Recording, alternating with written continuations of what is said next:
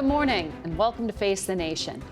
Last week was an extremely troubling one in American politics. We now have just 8 days left until Election Day, and the country is feeling deeply unsettled.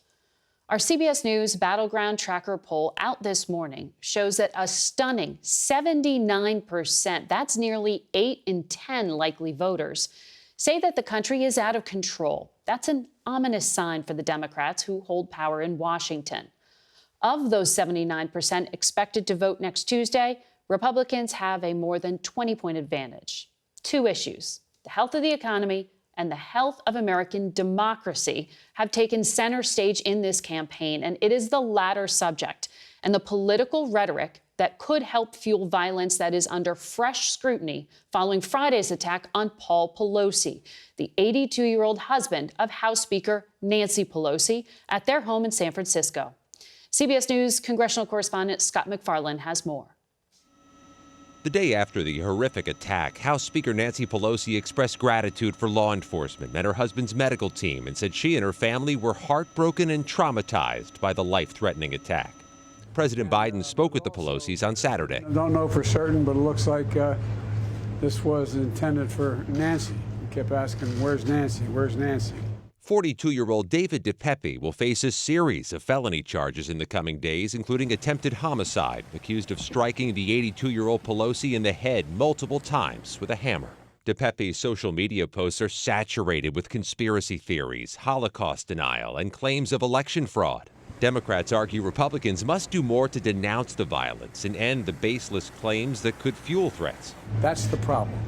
We can't just say, I feel badly about the violence. We condemn it. Condemn what produces the violence.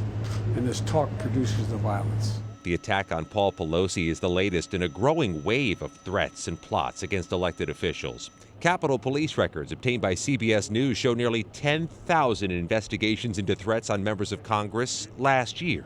Georgia Democratic Senator Raphael Warnock has spent heavily on security this election cycle. Our Nicole Killian caught up with him on the campaign trail. And I'm not naive about the tough moment we're in. And there are people who are trying to stir that up for short-term political gain. It's dangerous stuff.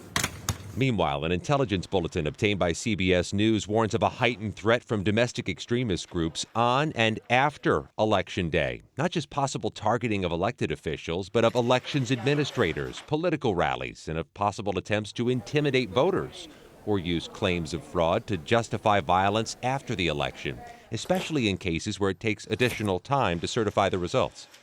Despite baseless claims of fraud, the 2020 election is considered the most secure and successful in U.S. history, and voting so far in 2022 has been safe and secure.